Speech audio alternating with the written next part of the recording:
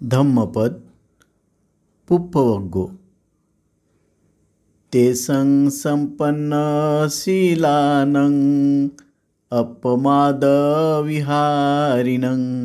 सम्मदया विमुक्तानं मारोमग्न विंदती। त्या शीलसंपन्नांचा, अप्रमादाने वागणाऱ्यांचा, सम्यक ज्ञानामुळे मुक्त झालेल्यांचा मार्ग माराला सापडत नाही।